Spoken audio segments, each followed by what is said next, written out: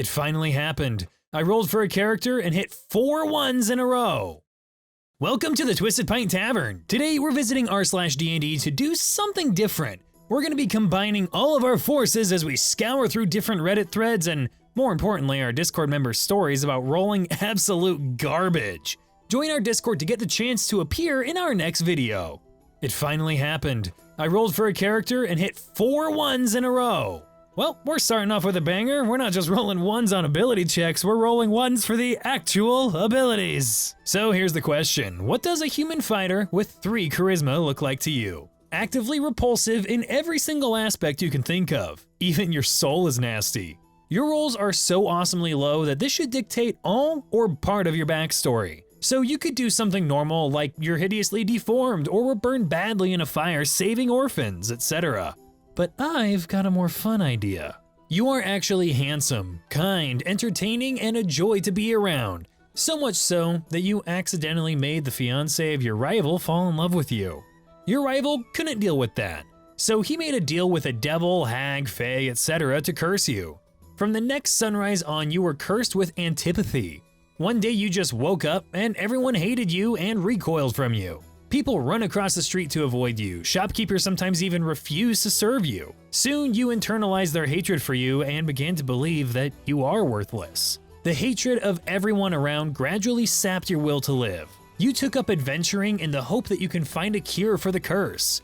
Maybe you've heard about legendary magics that grant wishes. Maybe you just want to die a meaningful death instead of living out your miserable life.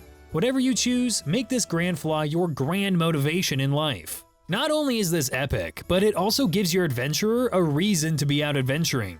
Seeking a wish to reverse the curse, which isn't located on you, and thus isn't cured by a simple remove curse spell. Now you just have to figure out why the party would allow this guy to join them. Are they immune to the curse? Perhaps they need him for something and put up with him for that reason. Maybe he's freaking wealthy and is funding the party, who knows? This is why I love D&D. I mean, we took a story about someone rolling trash stats and immediately turned it into a fully fledged backstory and motivation for adventuring. This is what D&D is all about. In our last session, our alcoholic cleric decided to climb some steps, and for some ungodly reason, he rolled a natural 1. As soon as he took his first step, he misjudged the height and completely face-planted, taking 4 fall damage. Our warlock then came to his aid. Also, rolling a natural 1, he accidentally suplexed our cleric while trying to help him up.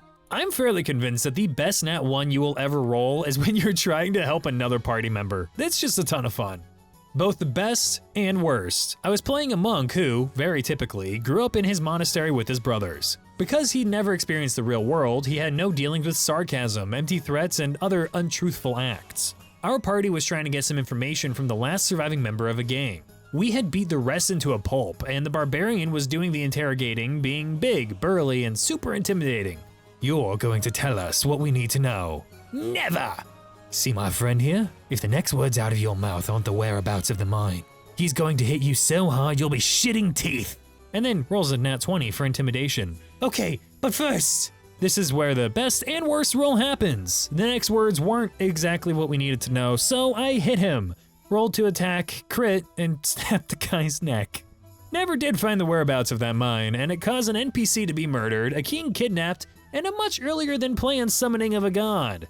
Ah yes, the entire story falls apart because of one bad roll moment. Sneaking, crit fail while hiding in a bush. We were on the shores of a lake, and we had specifically stated that we would use bird calls as a signal if things went wrong. What was that noise? Is something in that bush? I'm a duck. Quack. Ah, shit. Roll initiative. Ah, yes, the good old bird call. I'm a duck. Quack. Ah, shit. Now let's take a look at some of the Twisted Pint Tavern Discord submissions. We absolutely love including our community in videos like this, so if you want a chance to be in the next one, hop into the Twisted Pint Tavern Discord server using the link in the description. It was in an ordinary PvP tournament. I, the unbeaten champion, went against the guy who put his place on the server at stake. He ran, he dodged, and once I got to him, I, the hasted level 12 artificer battlesmith with a +2 weapon, get this result. Because of the +11 to hit, that makes these a 12, as all 3 of these are nat 1s. Both of my opportunity attacks missed, rolling another natural 1 at the same time. There's just something about PvP that just beckons nat ones. I don't know what it is. One where I spent at minimum 5 sessions doing nothing. The only time I succeeded on anything was when it didn't require a roll, despite having the highest modifier to my attacks in the group, even without a +3 weapon like everyone else. Easiest example I can give is the group got caught in a giant net. The rest got out due to the rogue's lucky crit, but I'm slightly too far away and have to chew my way out, and somehow for 2 turns miss the AC 10 net, and when I do finally hit it, I roll damage dice and 4 damage. It had 5 hit points. I feel like everyone's had that moment, had at least one of those sessions when you're just rolling and it's like, man, tonight, the dice are not working with me. This would be one of those moments. As a DM main, my players were ambushed by wormhounds, a homebrew monster. Anyway, they get through the encounter and my player that was downed needed to make a single death saving throw. He had 1 success and 1 failure, and just needed to hold on for a second longer before his friends could stabilize him. Nat 1, which for those of you who don't know, is 2 failures. He dies, yet fortunately for him, they were traveling with an NPC that saved him. Only one of the party members in-game recognized that he came back by a less than normal means. Look, they always say don't be afraid to kill your players, and don't be afraid to kill your players. But when one of them dies to just this super random bad luck and you happen to have a way to save them, maybe throw them a bone. Okay, so first a bit of context. My current group is obsessed with the We're the Rats meme.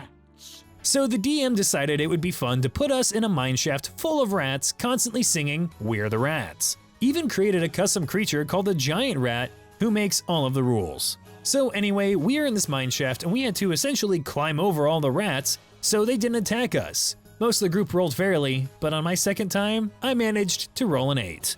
This pissed off all the other rats who immediately started to attack the entire party.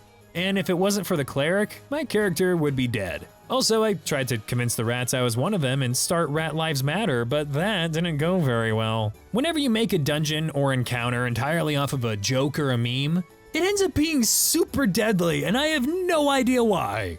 Well, that's gonna do it for today's video. Thank you guys so much for watching. If you enjoyed, make sure to leave a like and subscribe, and hop into the comments to let me know what your worst ever rolls are, and they might make it into part 2 of this video. Also, don't forget to join the Twisted Pint Tavern Discord server and submit your stories and chat about all things D&D. Every now and then when we have a video that's just a little too short, we'll hop into the Discord and ask our lovely tavern patrons to submit their stories or ideas on the topic so that we can fluff out the end of the video. If you want a chance to be one of those people, don't forget to join. Anyway, thank you guys again, and I'll see you in the next video. Oh, and if you happen to find any rats singing We're the Rats in the tavern, please let me know immediately.